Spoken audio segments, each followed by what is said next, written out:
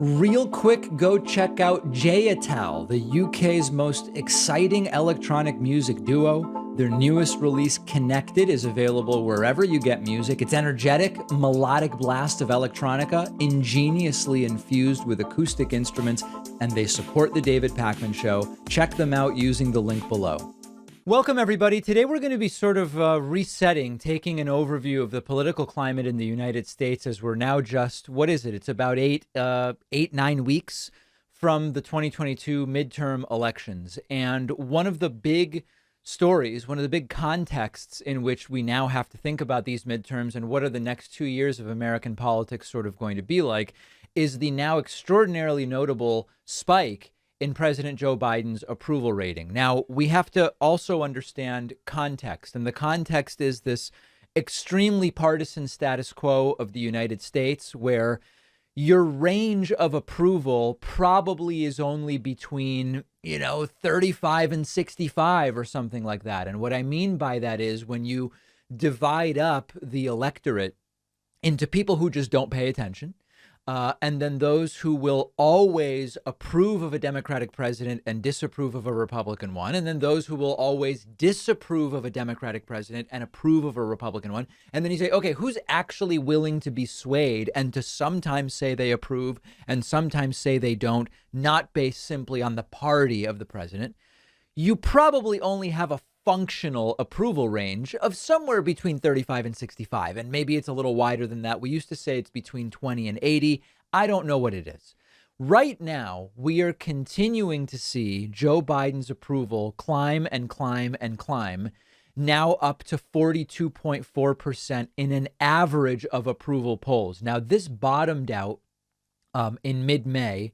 Not in mid-May, in the middle of July, at 37.5. So very roughly speaking, to go from 37.5 to 42.4, you're talking about a 12 or 13-ish% increase, not percentage points. Everybody relax. Percent, 12 to 13% increase roughly. You can check my math on that. Remember the storyline that at this point, we used to say, at this point in Joe Biden's presidency, he is less popular than every president dating all the way back to Truman, and I believe it was 46. We used to say that. We have a very different situation now. Not only has Joe Biden's approval rating gone up at a dramatic rate, but Joe Biden now, and I'll pull these numbers up for you, Joe Biden now has pulled even with Donald Trump in terms of approval at this point in their respective presidencies. Joe Biden has pulled roughly even with Bill Clinton at this point in their respective presidencies. Even if you look at Reagan, Biden is now basically where Reagan was at this point in his presidency. And same thing if you look at Jimmy Carter as well. And only a couple of points, interestingly enough, only a couple of points below Barack Obama at this point in time. So what is the meaning of all this? What is the importance of all this? Well, if people don't show up to vote in the midterms, the importance is essentially nothing. The whole context here is historically when a president takes the White House, when, for example, a Democrat takes the White House from a Republican, in the first midterm election, which comes 2 years later, Democrats usually don't do well. This might mean if they have the House and Senate, they lose both. Or it might mean if they don't have them, they fall behind by an even greater margin. We saw this in 1994 with Bill Clinton as an example. It almost always happens. However, and we'll look at where the numbers are, maybe Wednesday, Thursday. As of right now, Democrats are favored to maintain control of the Senate, potentially even expanding it beyond the 50-50 majority they have now with Kamala Harris's tie-breaking vote. And although the House is still statistically very likely, it's almost 4-1 likely to go to Republicans, there are now paths to Democrats keeping control of the House. Now, first of all, I'm not making any predictions, but I'm not predicting that Democrats are going to keep the House, but there is now a story to be told. There is now a path in which you could make that case, but it all depends on turnout. The 2018 midterm turnout was 53%. And that was the highest midterm turnout in 4 decades. What I mean by that is midterm turnout is normally very, very low. You don't normally get even 53% turnout. I think the last presidential, we had roughly 60% turnout. So it is, I know it's cliche at this point to say it, but it will come down to who actually gets voters out. And it is an opportunity with Joe Biden spiking approval, the humiliation that is taking place for Trump and the MAGA movement. It's an opportunity for Democrats to do something that would not be historically indicated based on what we have seen in midterms in the past. We'll update the numbers on House and Senate Wednesday, Thursday by the end of the week. One of the biggest successes and of paramount importance for what Joe Biden has done in this presidency so far is something that has barely made headlines. And it is that Joe Biden has confirmed more judges than Trump, Obama, and George W. Bush at this point in their respective presidencies. It is not the Supreme Court. That's absolutely true. But it is of massive, massive importance. Business Insider and others talking about this, how Biden outdid Trump, Obama, and George W. Bush in confirming federal judges by this point in office, a feat overshadowed by war and inflation, and it has been. Joe Biden has confirmed more federal judges at this point in his tenure than any president since JFK. Biden's court picks have also been the most racially, ethnically, and gender diverse. But his judicial wins have been overshadowed by news of inflation, war, and the FBI Mar-a-Lago search. This is a major, major deal. As of August 8th, which was 566 days into Biden's tenure, the Senate had already confirmed a record-setting 75 judges nominated by Biden to federal courts, according to the Pew Research Center. Trump didn't do that. Obama didn't do that. George W. Bush didn't have those numbers. You have to go back to JFK, who at this point in his presidency, we're talking about the 60s, folks, had confirmed 102 judges. As of August 26th, Joe Biden had gone from 75 to 78, and that includes appeals and district court judges, along with one Supreme Court justice. This is interesting because, I mean, listen, Biden is not incorrectly seen as boring and milquetoast. It's just what it is. In a sense, you could make the case that that's exactly what the country needed to sort of recover from Donald Trump, a guy who every day was ridiculing a disabled journalist, drawing with a Sharpie on a hurricane map. I'm not going to give you the list. I'd have to sit here for 5 hours giving you the list. And when you take a guy who's, you could say the reasons many people didn't like Biden include he's been in D.C. for a generation, and he's not exciting in the sense that certain candidates are. And I want to be careful here because some of these aren't really criticisms, but they were used as criticisms during the primary. Relatively centrist seeming, but actually on paper was the most progressive Democratic nominee that I can remember. I mean, on paper, Biden was to the left of Barack Obama. The things that Joe Biden has done, and there are many criticisms of the Biden administration, without a doubt. I mean, every presidency has criticisms, but quietly forgiving more student loan debt than any president in history, quietly getting more judges confirmed at this point in his presidency than any president dating back to John F. Kennedy. In a sense, you could argue that this was maybe exactly what was needed to get out of or to recover from Donald Trump, someone completely predictable, right? I mean, I kept saying during the primary, all of these people saying Biden's going to be some secret right winger or Biden's going to be some secret communist. Never believable, but the people on the right were saying that no, Biden was going to be a completely predictable center-left Democrat who on paper is the most left-leaning Democratic nominee, at least in many, many decades. And that's what it's worked out to be. And so I can give you my list of the things I would love for Joe Biden to do that he hasn't done. What happened to health care reform? What about decriminalizing cannabis? What about, of course, we can always come up with lists of things we would like presidents to do that they have not done. But it is starting to be remarkable the amount that actually has been accomplished, and much of it with extraordinarily little fanfare. And I have to say, this isn't like gushing praise. It's just sort of a trait of Joe Biden. He does it without the self-centered bombast of somebody like Donald Trump. And when you expect, because of the Trump era, a president to be tooting his own horn, or you could use, more graphic metaphors than that if you want, about the things that they have accomplished, Trump did it about things he didn't even really do, right? We built the wall. No, you didn't. What are you talking about? You didn't build the wall. Anyway, because Joe Biden doesn't do that, I think that's part of why many of these accomplishments have been quietly done, and also that stories like Ukraine, inflation, and others have pervaded the news to a greater degree. So I'm as curious as anybody else. Where will Joe Biden's approval be on midterm election day in just 8 or 9 weeks? And what impact will that have on Democrats' ability to hold the Senate and, although it's less likely, potentially hold the House? And we'll update those numbers for you later this week.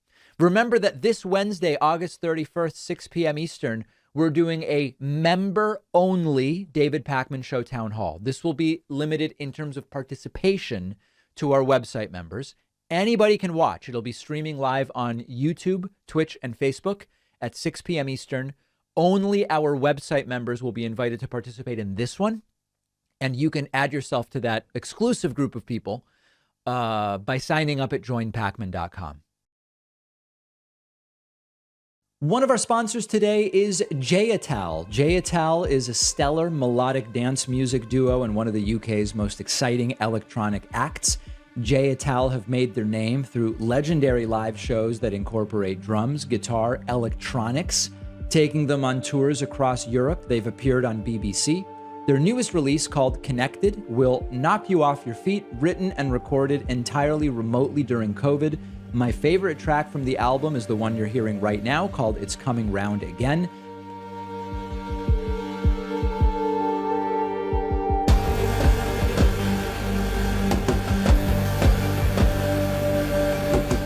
Probably because I'm a drummer, but I love acoustic drums accompanied by a bed of electronic layers, and the track really gets the drums going. In all of their music, even something as simple as the synth bass sounds like it was carefully adjusted for hours to hit your ear just the right way. These guys will take you on a journey. And Giuliani are big fans of the David Pakman Show. If you like unusual but deeply gratifying electronica, check out Giuliani on their new release, Connected, wherever you stream or buy music. They're on YouTube and social media. You can book them for a show, and you can find them using the link below.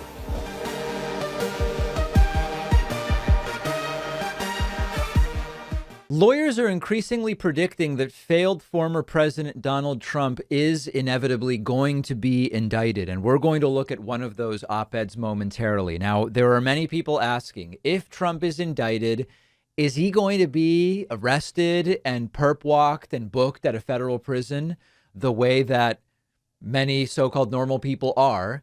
And I believe the answer is obviously not, and we're going to get back to that in a moment. But let's first start with the case that is increasingly being made. Very interesting article in the Daily Beast by Brad Moss, who says it's over. Trump will be indicted. The case is as follows. Brad Moss says Donald Trump will be indicted by a federal grand jury. And he believes that the reason for that is as follows.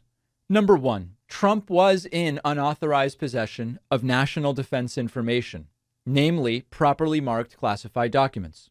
Number two, Trump was put on notice by the U.S. government that he was not permitted to retain those documents at Mar-a-Lago. And number three, Trump continued to maintain possession of the documents and allegedly undertook efforts to conceal them in different places throughout the property up until the FBI finally executed a search warrant earlier this month. And Moss says, this is the ballgame, folks. Absent some unforeseen change in factual or legal circumstances, he believes there is little left for the Justice Department to do but to decide, do you indict before the midterms or after the midterms in terms of what you ask for the grand jury? And as Moss also points out, the cruelest irony for Trump is it never needed to be this way. And that's a theme with Donald Trump. Much of the problems that Donald Trump gets into, many of the problems are a result of Trump's own doing and self-inflicted harm. So let's now think this through. If Trump is indicted, will he be arrested, booked, perp walked at a federal prison? The answer is almost certainly not. Donald Trump will almost certainly be given the opportunity to present himself to the FBI on his own terms. And it's all going to be handled in a very different way than it is with so-called mere mortals. And I use that term extraordinarily sarcastically. Now, there is a counterpoint to that, which is when you look at what Trump is being investigated for, based on all of the documents that we now have, when you're talking about Espionage Act violations, you often don't give those people a chance to turn themselves in. You arrest them. And that's an absolutely perfectly natural analysis. But it's Trump. It's Trump, and we have to set our expectations correctly. The FBI and Secret Service would almost certainly just coordinate the delivery of Trump to the Justice Department. Trump will probably be not. By the way, let's not get ahead of ourselves. If and when this happens, it's going to be a historic moment. It's going to be both in American history, unquestionably. And they will say it's unprecedented, and that means it's wrong. Well, no, Trump did things no president did, so now the outcomes are also different than they were with any other president. But Donald Trump is almost certainly going to fundraise off of this. If Donald Trump is indicted and he's given some bail amount, he is going to fundraise off of it. It's going to be absolutely incredible to see Donald Trump doing this. So I think if we want to be as realistic as possible, I would put out of your minds that you're going to see Trump in an orange jumpsuit behind bars. I would bet anything I have that that's not going to happen. I'm with you that Trump and the people around him who were complicit in what are now countless instances of wrongdoing, they deserve to be prosecuted and found guilty in prison. There's no doubt about it. But even just think about it. I mean, Trump in a federal prison, like even if it was plausible that Trump would be sentenced, it is a national security risk to have a former president in a federal prison. It's an insane conversation that we're even having. But if I think ahead 5, 6, 7, 8 steps, and I think about if there are charges and if there's a conviction or a plea deal that involves some kind of serious consequence, it's Trump restricted to one of his luxury clubs, right? I mean, I think we would all probably agree that's the direction it goes. But the big headline is not that. That's speculative. That's about the future. The big headline is lawyers increasingly believe Trump is going to be indicted. And the growing question is, what exactly is Donald Trump's legal defense going to be? And that's what I want to talk about next. There's a very interesting article from the New York Times called Trump's legal team scrambling to find an argument. And this article really puts in focus that there is no defense here. So far, the strategy has been throw everything you can at the wall, whether it's ketchup or whatever else you have. Throw it all at the wall and see what sticks. You might remember that at one point when we started learning about these documents at Mar-a-Lago, at one point the argument was there were no documents there that were controlled by or taken by Trump. That was all planted by the FBI. That was one argument they threw at the wall. It didn't stick. So very quickly that changed to it wasn't illegal for Trump to have these documents at his house because Trump as the president can declassify whatever materials he wants. And also laws governing classified materials don't even apply to presidents of the United States. Well, but so hold on a second. Were they planted by the FBI, or did he have them but they were declassified? Or did he have them and they were classified but it didn't matter because he used to be the president? Which is it? But then we learned, the crimes he's being investigated for, it's not actually relevant whether they were or were not classified, because of how the laws actually are around the documents that he had. Oh, well, so forget all of that anyway. Then none of that matters. So then it was, listen, we cooperated. Trump cooperated all along. Trump returned the documents. Trump stored the documents behind a lock and key at Mar-a-Lago, just like he was asked to do. But then we got the affidavit unsealed. And in the affidavit, there was nothing about a lock. There was just nothing about a lock. The story they kept telling us, we were told, put a lock on the door and then you'll be all good. The affidavit doesn't say anything about a lock. It was about concerns as to how they were being stored, but nothing about a lock. So then some of Donald Trump's advisors have started to insist, well, it wasn't Trump who moved and put the documents there anyway. It was the General Services Administration. So you've got to go and talk to the General Services Administration, except the GSA has completely denied this. We didn't take any documents. We didn't put any documents in Mar-a-Lago. This has absolutely nothing to do with us. So then at another point, they shifted to Obama did it too with 30,000 documents, not with 300 or 700 or whatever the number is. That's not true. And it's also irrelevant. You can't say, listen, I may have murdered someone, but other murders have been committed as well. So you can't come after me. Unfortunately or fortunately, depending on your perspective, that's not the way the legal system works. Then they floated, and this one is just so absurd. They floated, Trump likes to take work home for a job he no longer has. He's no longer the president of the United States. What does that mean? And then Trump wanted these documents for his memoirs. Folks, Trump doesn't read or write. What are you talking about? Trump wanted these for his memoirs. So the reality is very quickly becoming there is no explanation that makes sense. And Trump's cadre of lawyers, some of whom he reportedly hired just from seeing them on TV, is having a serious problem now in figuring out how are we going to mount a legal defense here. They will mount one. How are we going to mount a coherent legal defense if and or when Donald Trump is indeed indicted? It's going to be quite a mess. Lindsey Graham is now threatening riots if Donald Trump is indicted. Now, this is being reported as Lindsey Graham predicts riots if Donald Trump gets indicted. But the reality is that Lindsey Graham is threatening the riots. It's his followers who would be doing the rioting. Now, Lindsey could say right-wingers would never do that, but he's not saying that. Right-wingers is saying our side will riot in the street if Donald Trump is indicted. And it is indeed a threat. Check this out. This is an interview that Lindsey gave to Fox News over the weekend, very, very quickly garnering millions of views. And understand, this is a threat. He is saying you'd better not do it. And I'm going to give you the two reasons why he's saying this. Say this.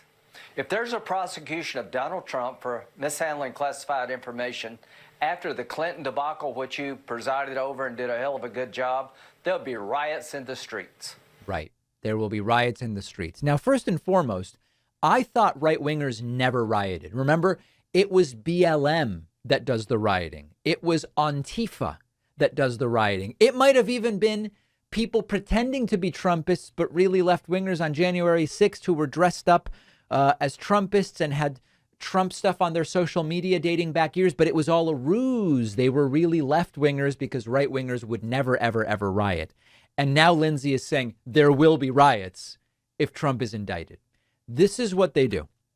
Lindsey is planting the seeds. When he says, I predict that there might be riots, he is getting right-wingers to think about what will we do if there is an indictment of Trump.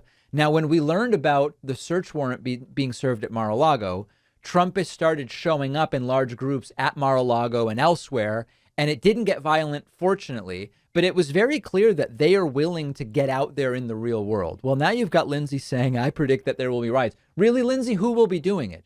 It's not going to be Black Lives Matter or Antifa. It's going to be Trumpists. So they are now planting the seed. Now, afterwards, they might say it was Antifa anyway. You know, they love these dystopian headlines. Portland, Oregon has been eliminated from the map after Antifa detonated a suitcase nuke. That never, what are you talking about? That never happened. Portland's fine. Portland's still there. And so here's the goal of what Lindsey Graham is saying. There's two purposes to Lindsey Graham coming out and saying this. The first purpose is if we start sending a signal to the Justice Department that it will get very violent and very hectic and very riotous and dystopian in the streets of America if Trump is indicted, maybe we can prevent an indictment altogether. So that's like the priority number one would be maybe I can start sending these signals and Trump won't get indicted at all. The Justice Department might say there's too much fallout, there's too much risk, we're not going to do it. The second part of it, of course, is the obvious one, which is start to get the political allies and the right wingers comfortable with the idea that it would be correct for there to be violence in the streets. Because if people like Lindsey and others start saying this would be so unfair, this would be so bad, this would be so improper if Trump were to be indicted, that it would obviously lead to riots in the streets. They're essentially normalizing the rioting. And whether the idea there is to maybe prevent the right wingers from getting in as much trouble as they did after January 6th or whatever, the point is start to normalize the idea that if this happened, violence would be appropriate. That is another element of this. It's stochastic terrorism in a way, which we've talked about before. They're really very dangerously on the line of straight up encouraging the violence. But understand that the headline is BS. The headline, Lindsey Graham predicts violence. No. Lindsey Graham is threatening violence. Lindsey Graham is promising violence. And he seems to be saying it would be justified. And that's an extraordinarily scary place to be when one of 100 sitting senators is planting the idea of violence in the minds of a group of people that are willing to do violence and property destruction and everything we saw on January 6th. Really scary stuff. We'll have this clip of Lindsey on our Instagram, which you can find at David Pakman Show. Don't forget that the best way to support the David Pakman Show is by becoming a member, which gives you access to the daily bonus show, the regular show with no commercials. You also get access to our entire archive of every episode dating back a really long time and plenty of other awesome membership perks. Go to joinpakman.com and use the coupon code BETTER21 for a huge discount. Joinpakman.com. The failed former President Donald Trump has resurfaced, and he appeared on a program where, you know that phrase, if a tree falls in the woods and nobody hears it, does it make a noise? It's something like that. Anyway, he appeared on something called The Great America Show, hosted by Lou Dobbs. You might remember Lou Dobbs from CNN previously, and I think he was on Fox at one point. I don't know what this show is, but if you have a show that nobody knows about and nobody watches, does it really exist? And I don't know the answer to that, but Trump is as unhinged and incoherent as ever. I challenge you, spot the number of lies in just this first short clip. Well, we wouldn't have inflation. We wouldn't have the problems that we have. We'd have an economy that would be roaring. We'd have $2 gasoline or less. Okay, so Trump says if he were president, we wouldn't have inflation and gas would be under $2 a gallon and the economy would be roaring. Now think that through. Does anyone believe outside of this completely deranged MAGA world that if Trump were president, every country would see inflation and high gas prices except for the United States? Somehow, in his infinite genius and big a brain, Donald Trump would be able to do something to make the United States the one country that doesn't experience the global inflation that we've seen and doesn't experience the global increase in gas prices that we have seen. It doesn't make any sense. The really funny thing is Trump says, if I were president, the economy would be roaring. By basically every metric, the economy is doing great right now. I'm not diminishing or devaluing the real struggles that exist in the American economy. Poverty, hunger, wage, of course. That nothing has changed. By every major indicator, however, the economy is very strong. Gas prices down, inflation down, job creation doubled expectations in July, the most recent month for which we have data. Stock market is choppy the last few days, but significantly stabilized, and a great month in July, and overall looking very good. I could give you the full list. We've looked at the full. So if Trump were president, the economy would be roaring. If Trump were president and the economy were exactly as it is today, Trump would claim it's the best economy in the history of the United States. Frankly, and we would be dominant in energy. We wouldn't only be energy independent like we were. We would be, by this time, dominant. We would be the dominant energy force. Now, understand that Trump has had to shift his story on that a little bit. Trump used to say, under me, we were energy independent, and we no longer are under Joe Biden. The numbers are now so readily available and so present, and they've been repeated so many times. We actually are just as independent as we were under Trump currently on fossil fuels, of course. And so Trump has had to shift to say we would have gone from independent to dominant. It's just a disaster. The windmills are destroying, you take a look, destroying our beautiful open spaces and our plains and our valleys. And you just look at what's happening to the country. Now, does Trump say, when Trump says that the windmills are destroying planes, I assume he doesn't mean airplanes. I assume he means like the Great Plains or whatever. And of course, they're doing no such thing. And we've talked a lot about, yes, wind power has a carbon footprint. And wind power also has, like many forms of energy, you also have things you then have to dispose of, like the wind farm blades, etc. But wind power is a great thing. These windmills that are so horrible, they're all made in China and Germany, by the way, but they're all made outside of the United States. It's a shame what's happened to our country. And it truly is. It's a country that's failing. It's a country in decline. And it's very sad to watch. And then they weaponize at a level that nobody's ever seen before. They go after political opponents at a level that nobody's ever seen before. Right. Well, I mean, listen, Trump quite literally attacked the media, ridiculed people's appearance, was a dystopian authoritarian wannabe, but it's Democrats now who are doing things to their political enemies in a way that we've never seen before. That's completely and totally absurd. Trump then continuing on this extraordinarily bizarre program, and he seems to be sort of grasping at what he believes are relevant straws, when in reality they very much are not. Continue to listen to this. I did nothing wrong. And it's the exact same thing here. We were essentially attacked. We were broken into. They opened up safes. They brought safe crackers in. Now, understand, this was a legal search warrant. The search warrant listed the safe.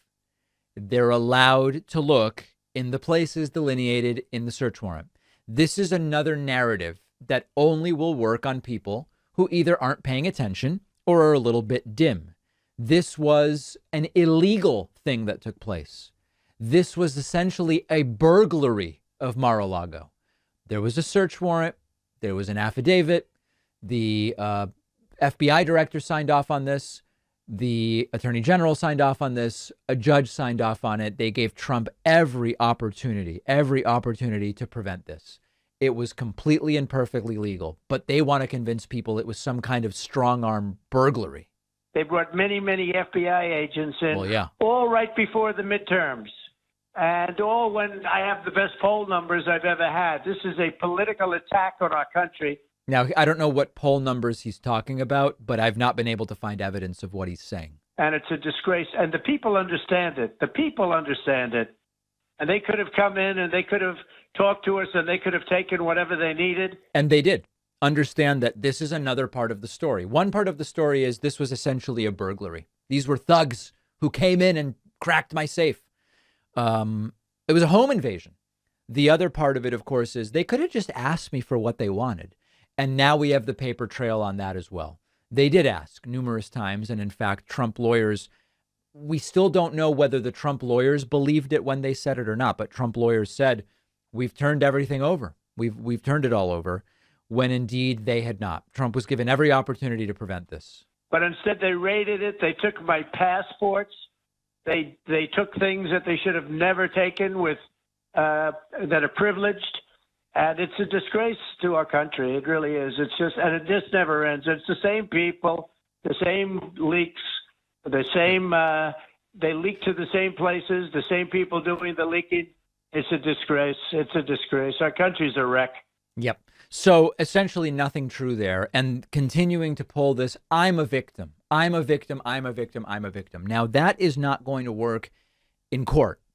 If it gets to that point, it is no longer going to be a valid excuse. In the court of public opinion, it has worked quite well. I mean, you go to events, the standouts in Florida and other places where Trumpists are interviewed, and they have fallen for the Trump's really the victim. Eric Trump goes on Fox News and speaks in places and says, nobody's been treated as poorly as we've been treated. But that's not going to work in court. So that's Trump on the Great America Show with Lou Dobbs. Let's take a look at the Truth Social stuff next. So we are going to talk on the bonus show today about how terribly Donald Trump's social media platform, Truth Social, is doing. Truth Central. Yes, Truth Central, as some people know it. Donald Trump yesterday spent a bunch of time on Truth Social just flipping out. And you can tell this guy is panicking. This guy realizes the walls are closing in around him. The lawyers he picked from just seeing them on TV don't seem to be representing him in the most coherent and competent way. And Donald Trump with another one of these multi-post tirades that used to be reserved for Twitter until Trump was banned. Trump kicking it off with the now emblematic all caps witch hunt with 3 exclamation points. You know, I actually respect 3 exclamation points. When I see 2, it's a little weird. But, you know, if you want to do 1 exclamation point or 3, I can get behind that. So at least Trump with 3 exclamation points. Then Trump posting, quote, when are the great agents and others in the FBI going to say, we aren't going to take it anymore? Much as they did when James Comey read off a list of all of crooked Hillary Clinton's crimes, only to say that no reasonable prosecutor would prosecute. The wonderful people of the FBI went absolutely nuts. So Comey had to backtrack and do a fake investigation in order to keep them at bay. The end result, we won in 2016 and we did much better in 2020, but now the left has lost their minds. That is a wild, wild assertion. It's gobbledygook. It's a verbal ink blot. Well, I guess it's a written one. That doesn't make any sense. And Trump just not relenting, continuing with, quote, the raid on my home, Mar-a-Lago, is one of the most egregious assaults on democracy in the history of our capital C country, which is, by the way, going to places in a very bad way it has never seen before. And then lastly, back to all caps, invasion of privacy. And again, this could be referring to anything. This could be referring to the raid on Mar-a-Lago itself. This could be referring to what's in the affidavit. I mean, with Donald Trump, you never really know. This is a very scared, but also incompetent, delusional, and narcissistic individual. And what some are now suggesting is that when you take, remember, Trump never apologizes. Trump never thinks he did anything wrong. He never takes responsibility. That's been the theme, typical of narcissists. What some are now starting to speculate is that it's always been unhinged, but there's something uniquely unhinged about this, that Trump now is starting to be the authoritarian dictator wannabe narcissist who is starting to believe the walls may be closing in around me. And one of the difficulties when such people start to believe that is that, I hate to use this analogy because I'm not literally comparing people to animals, but when cornered animals realize they are cornered, sometimes they start to behave in ways that are extremely out of character, unpredictable, erratic, and dangerous. And when you take a true narcissist who never apologizes, never admits that he's done anything wrong, and believes he's always he believes he's so much smarter than everybody else that if you just let him talk to them, he'll talk his way out of an indictment, an investigation, whatever. When they start to think, wow, I really may be screwed here, all bets are off about what they might be willing to do. And we may well be getting to that spot with Donald Trump. The next 2 months are going to be nuts. The next 2 months are going to be truly, truly nuts. We're going to take a very quick break. Make sure you're following us on Facebook, facebook.com/David Pakman Show. And remember that this Wednesday, August 31st at 6 p.m. Eastern, we will be doing the members only town hall. If you'd like to participate, sign up at joinpakman.com. If you value what we do at the David Pakman Show, remember to support us on Patreon. Go to patreon.com/David Pakman Show, where you can get access to behind the scenes videos, the daily bonus show, the commercial-free Daily Show, as well as special discounts on merch, including hats, hoodies, mugs, and t-shirts. You can support the show for as little as $2 a month. Check it out at patreon.com/David Pakman Show. Well, folks, Rudy Giuliani now admits that he did the massive dumps. The jokes write themselves at this point in time. Like, how can I add anything? And I'll be completely upfront. This is just comedic insanity, period. There is no credibility to Rudy Giuliani at this point. There is no, I mean, the guy is as backwards as anybody we've seen affiliated with American politics in the last many years. Rudy Giuliani went on Newsmax and he told Eric Balling he did the big dump.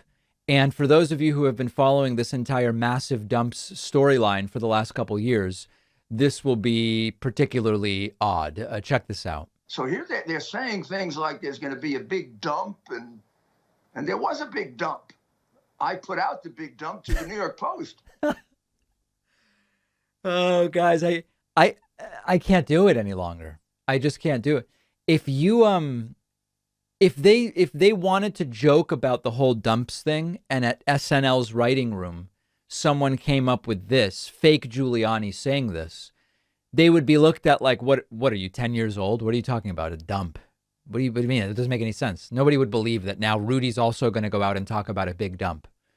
And then here it is. Now, as a reminder, this all goes back to this infamous historic moment in American political history. And what happened, if you watched the election, I was called by the biggest people saying, congratulations, political people. Congratulations, sir, you just won the election. It was 10 o'clock and you looked at the numbers, and I'm sure you felt that way. This election was over. And then they did dumps. Right. They call them dumps, big, massive dumps in Michigan and Pennsylvania. And Maria Bartiromo's eyeglass adjustment right when Trump says massive dumps is still just, I mean, absolutely perfect. So what is this all about? I know many of you are going to be shocked by this. All of this stuff that Rudy's saying, the dumps and everything, the context is the Hunter Biden laptop story. I know it's unbelievable, but they're still talking about Hunter Biden's laptop. So here is a little more of the Rudy interview. It's actually interesting to, in the middle of unprecedented legal problems for Donald Trump, they're talking about the Hunter Biden laptop.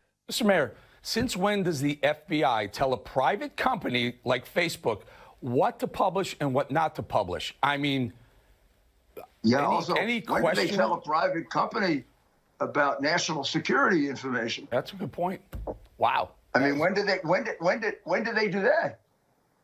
That's a very, very good point. Right. National security, whether or not there's a Russian. That happens to be about the time that I was communicating with John Mac Isaacs, and the FBI had seized a year earlier my iCloud account.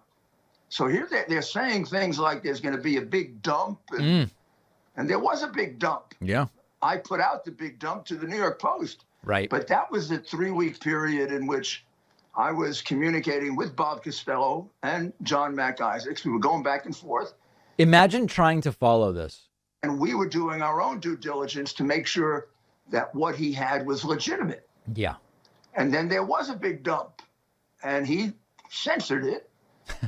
And you know what that indicates? The government was part of that. Yeah. That makes all this First Amendment stuff very different. One of the ways they get out of the First Amendment is they say these are private companies. But the minute the government's conspiring like that, it's the government violating First Amendment rights. Amazing. Amazing. The FBI reaches out to Zuckerberg, and Facebook goes ahead and throttles back the story. Twitter went even further and just completely pulled the story. You know, listen, actually, it's scary. Miranda Devine called me before and corrected that. Oh. She said that Facebook was the first. Twitter followed Facebook. Yeah, but Twitter, my point was lying about that. Twitter went a little bit further. Mr. Mayor, always good having you on. We'll talk to you. All right, so they're not really understanding each other, but what's clear is that Rudy was the source of the dump. And I mean, this is American politics at this point in time. Meanwhile, I mean, listen, I have to tell you folks, I'm glad to say that while the second half of the show has been me catching you up on Rudy's dumping and Trump's lying on a show no one's heard of hosted by Lou Dobbs. And it's almost sad, like they're in the toilet, for lack of a better term. It's great that the first half of the show was, look at Joe Biden's achievement on judges.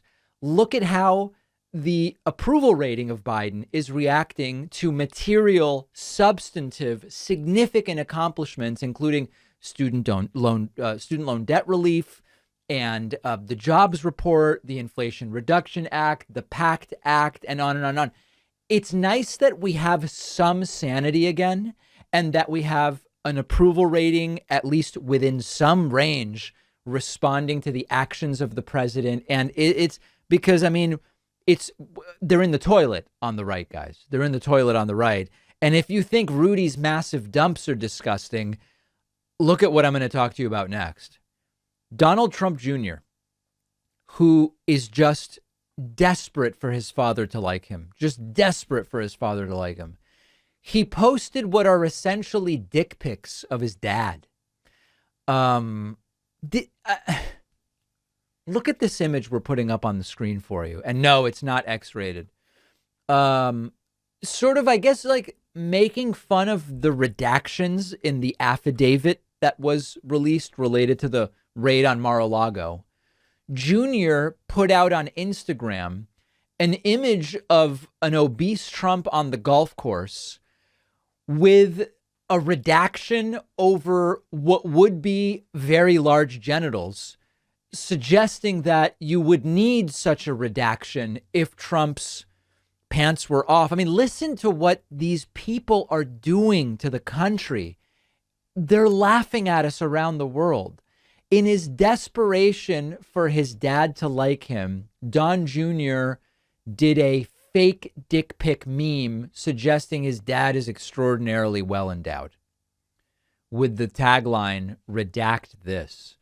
And the way that this is written up in different news outlets, it's nobody even knows how to cover this stuff. Donald Trump Jr. posts obscene meme about his father's crotch. Junior responded to the release of the heavily redacted affidavit that provided justification for the search of Mar-a-Lago by posting a meme on his Instagram of Trump with a comically large black bar over his crotch. Redact this. Trump Jr. captioned the photo. Oh my God. The meme follows similarly solicitous comments from Arizona's Republican gubernatorial candidate Kari Lake, who recently said that Trump and DeSantis have BDE, also known as Big D. I have to be careful for our radio affiliates. Big D energy. Trump made the same claim about his own genitalia during a 2016 Republican primary debate when Rubio made a crack about the size of Trump's hands. Stormy Daniels reports Trump has an unusual penis. Guys, what the hell is happening? Huffington Post, Don Jr. posts a, quote, dick pic of dad after affidavit release. Quote, redact this. Always the intellectual Donald Trump Jr. on Friday came up with an innovative way to respond to the public release of the affidavit. Posted a picture of Trump in his golf duds with a long black bar over his crotch. Listen, folks, the right loves to say, isn't this great? These are just like normal people like me and you. Most normal people wouldn't do this. A lot of people, if they were posting this type of stuff, they might lose their job. So it's actually very much not like you and me. At least I've never posted pictures like this to the internet. Let me put it that way. So that's the latest there. Just an incredible, humiliating situation. We have a voicemail number, and that number is 219-2-DAVID-P. Our friend the Eggman called in. He's starting to think maybe there really is a deep state. Listen to this. Hey, guys, is there legitimately a deep state? Okay, think about it. Okay. Just recently, Joe Rogan and Alex Jones both are coming out for DeSantis on their radio shows, okay? Okay. These radio programs that are national, that have this right-wing leaning, that have very low IQ listeners and low IQ speakers, right? True. Are all starting to pop up. DeSantis all over. Is somebody controlling that? Is somebody leading that? That's a Republican deep state. That's a right-wing deep state. There's more evidence of that. No, there's none. I made it up. But there's more evidence of that than a Democrat deep state. Why don't the Dems say, who's controlling all this media? Who's causing the media to flip from Trump to DeSantis? Yeah. Somebody's controlling this. There's a right-wing deep state. Who is it? Whose hand is on the button? I think the Dems need to change the way we talk about this stuff, okay? There's something going on. Or maybe there's not. I don't know. Shalom. All right. Shalom to the Eggman. Yeah, the Eggman's completely right. I mean, just like imagine a different scenario, okay? Imagine the scenario, the real world right now, which is Joe Biden's the president. And again, we don't know if Joe Biden's running for re-election. We just don't know right now. Imagine if all of a sudden, every left-wing show, you turn on this show and I'm talking about, just whoever, just make something, Hillary Clinton. Like this actually is the perfect example. Imagine that you turn on the David Pakman show and I am for some reason talking about how I think it's over for Biden and we need to get Hillary to be the 24 nominee. And then you turn on MSNBC and they're saying it's time for Hillary to come back. And you turn on Tom Hartman and Tom's saying we've got to draft Hillary Clinton or whatever. Of course, these right wingers would immediately say this is evidence of the deep state.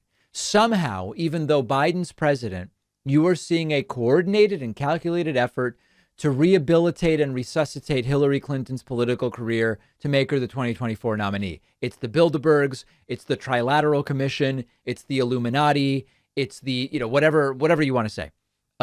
It might get worse. It might get anti-Semitic as well. And yet it's actually true that from somewhere there's a movement coming that is starting to question Donald Trump's place at the top of the Republican Party and question Trump's assumed 2024 nomination if he wants it. And they're starting to talk about Ron DeSantis. They're not talking about anybody else. They're not talking about Nikki Haley. They're not talking about Lindsey Graham or, whoever. They're talking about Ron DeSantis. And the reason that the left doesn't go, it's a deep state conspiracy, it's because it's absurd. It's absurd. What's going on is there are lots of people who never liked Trump. And there's still a significant number of people in the Republican Party who publicly go along with Trump. This doesn't make them good people, by the way. They publicly go along with Trump because they saw the way the tide was turning and they see the way the wind's blowing now, for now still. But they would rather someone else. They believe that Trump has been damaging to the party, and so they'd rather someone else. And right now, that someone else most pointedly seems to be Ron DeSantis. That's it.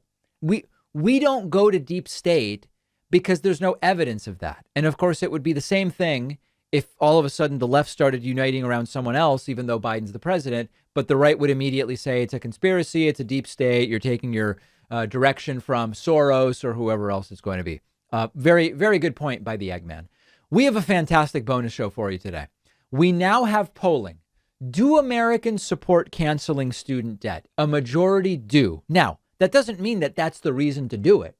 Most people, if you go to them and you say, hey, would you like your loans paid off? Who's going to say no? If you come to me and you say, hey, do you want me to pay off some? Sure, I guess pay it off. But we don't do things necessarily just because people want it done. But it is interesting that a majority of voters support this political decision made by Joe Biden, and that may have a political impact. We will discuss. There's a drought happening in much of the country. In California, there are water bans, drought restrictions that have been put in place. And a whole bunch of different celebrities are accused of just violating it. They are flouting it, not flaunting, flouting. You can look that up. Kim Kardashian, Sylvester Stallone, and others.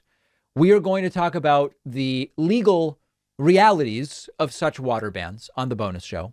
And also, I do want to update you about what's going on with Donald Trump's platform, Truth Social. Truth Social. Massive financial problems, much like Trump with his own lawyers, not paying a number of different vendors. The days may already be numbered for Truth Social. And I have to tell you, it would just be delightful if the free market decided that the platform is trash and it deserves to be flushed. That would be an absolutely delightful thing. So I would love for you to join us on the bonus show today. Oh, the bonus show where you want to make money. Everybody else that makes money to fund themselves is bad. Yeah, you're invited to join us on the bonus show. You can sign up at joinpacman.com. And you have the added benefit, if you were to sign up today, that Wednesday, we're doing our next members-only town hall. It will be an exclusive event to participate in for our members. Anybody can watch. It'll be streaming live on YouTube, Twitch, and Facebook. But if you want to participate in the town hall, you sign up at joinpacman.com. And of course, you can use the coupon code OBAMNA to get a discount. All right, sign up. We will see you on the bonus show. And I look forward to seeing you on the town hall on Wednesday.